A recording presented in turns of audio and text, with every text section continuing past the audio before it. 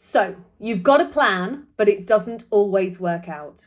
A lack of consistency is such a huge derailer to our health and fitness goals. I'm Heather, I help busy women feel well, and in this video I'm going to show you 3 of the biggest enemies to consistency, and then I'm going to show you how to turn them around so you can gain consistency and head towards your health and fitness goals in a really productive way. So, the first huge enemy to consistency is actually motivation. Motivation, it doesn't really turn up very often. And when it does turn up, it doesn't hang around for very long either. And if we're left relying on motivation, we actually find ourselves doing much less than we would really like to do, or perhaps than we need to do to achieve our goals. So when you are motivated, everything feels lovely and easy. You know, you really want to go and do your workout. It feels like it flows nicely. It feels like you've got enough energy to do the things that you really want to do. But then when it goes, we're left waiting for that next wave of motivation to take us. And often that doesn't come. Another way to look at this is out of every 10 workouts that we do, they say that 1 will be fantastic, 1 will be terrible, and the rest of them will be somewhere in the middle. Now, the one that feels fantastic is going to be the one that we felt really motivated to go and do. And if that was the only workout that we did, we would be heading forwards much less quickly than we would really like to. Because actually all these terrible and less than brilliant workouts, they all add up to the greater good as well. So motivation is a big enemy to consistency, and what we need to develop instead is discipline. So we'll talk about how we can develop some discipline later on. Now, the next big enemy is actually overcommitting yourself. So at the beginning of the day, we're often this great visionary.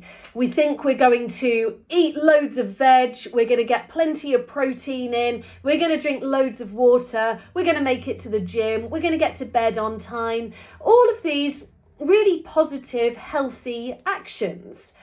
But we don't tie it into real life. We forget that actually we've got a really busy day and the chances of being able to cook a meal from scratch are pretty slim. We forget that we're going out for the evening, and so the chances of us getting to bed early is pretty slim. And you find yourself at the other end of the day looking back at this dictator almost who told you how your day should look and feeling like you've failed against it. And the issue isn't so much that you failed, it's that you didn't plan out the day properly in line with reality. And so you're overcommitting yourself to what you're actually able to achieve. Now, the third biggest enemy to consistency is actually overestimating your current abilities or capabilities. And this is a really big reason for us to feel like we're procrastinating on stuff. So if you often find yourself saying, oh, I really should go to the gym, or I really ought to go and do that, or I could go to the gym, or I could cook from scratch, all of this stuff is often a sign that you maybe don't actually know exactly what it is that you need to do. So, for example, with food, if you really believe that what you need to do is start cooking all of your meals totally from scratch, yet you've never really learned how to cook, or you hate cooking, or you're not really sure exactly what you should eat, all of that will add up to I don't know. And when you don't know, it's very difficult to take action.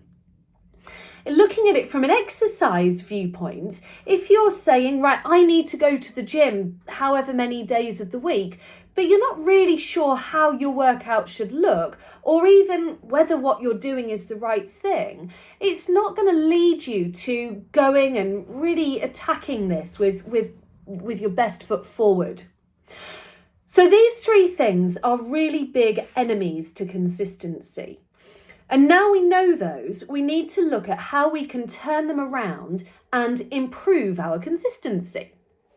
So the first thing that I really like is using a diary.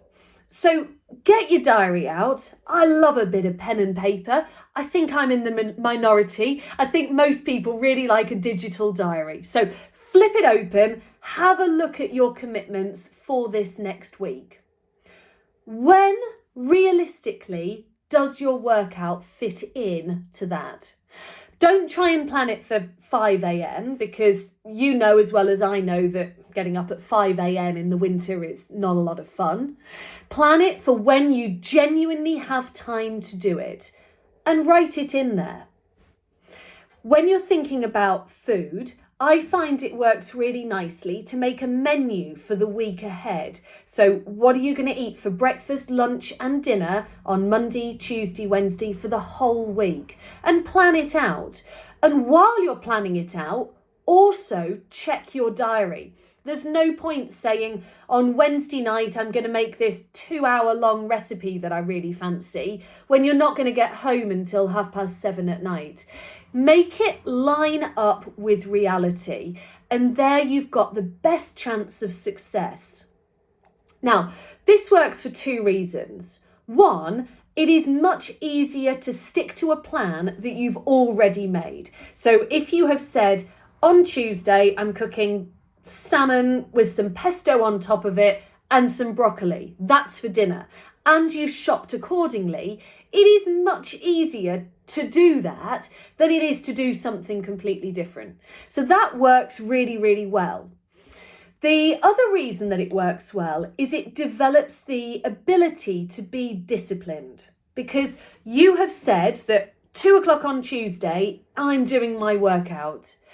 And because it's written in your diary, you feel this sense of responsibility to go and do it. And you develop that ability to do what you said you were going to do.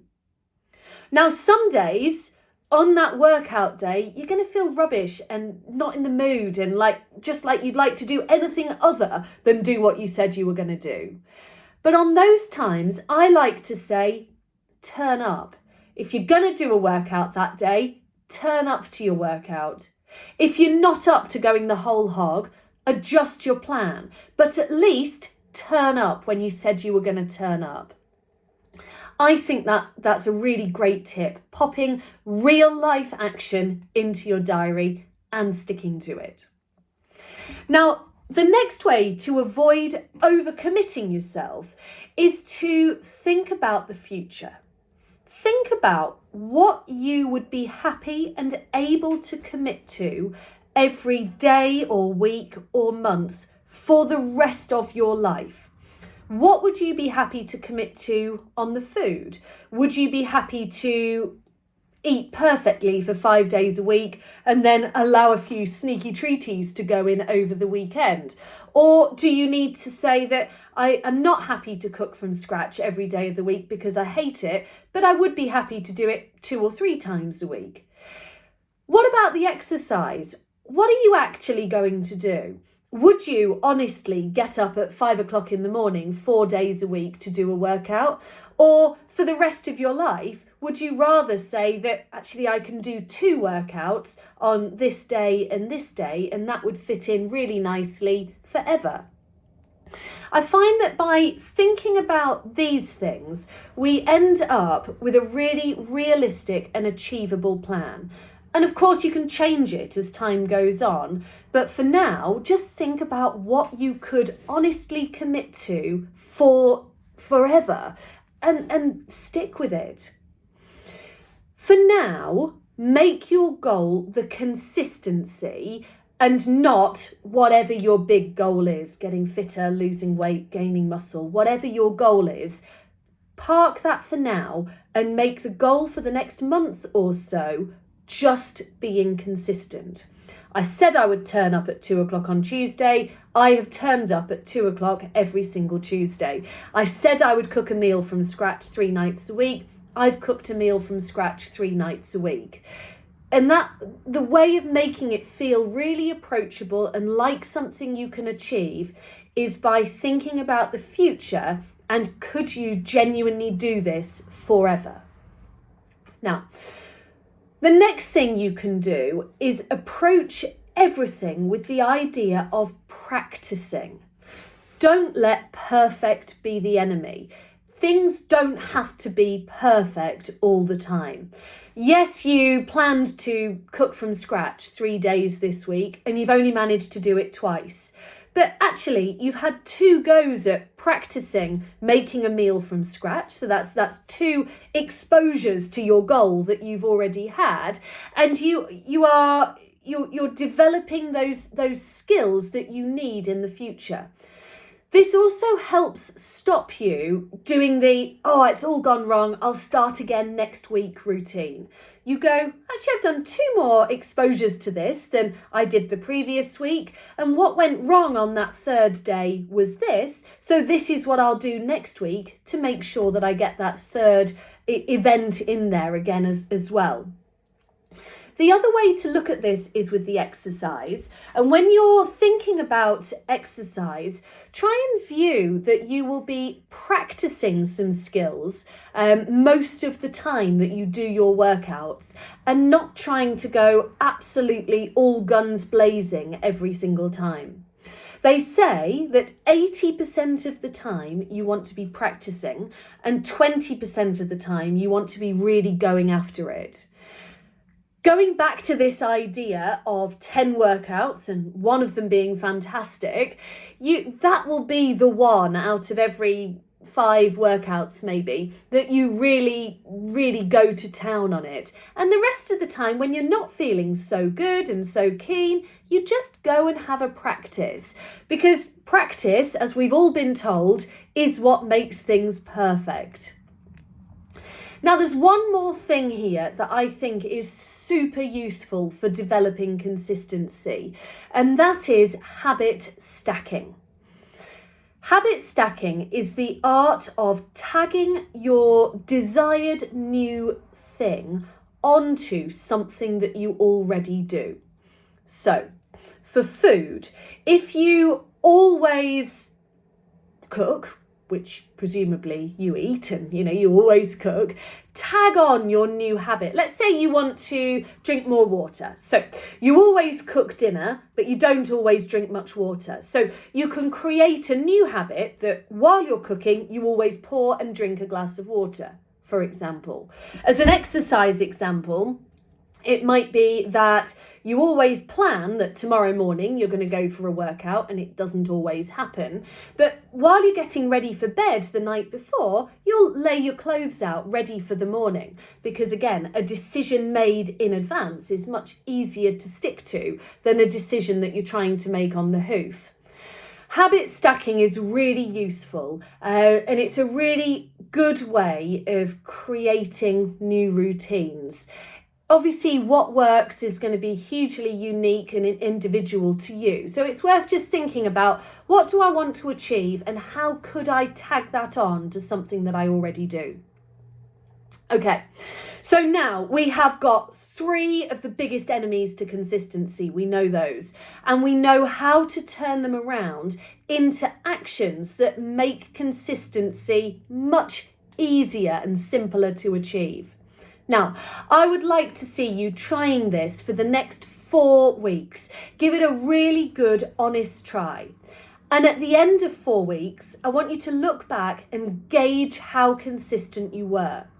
Don't let perfect be the enemy. If it's better than it was before, then it's working.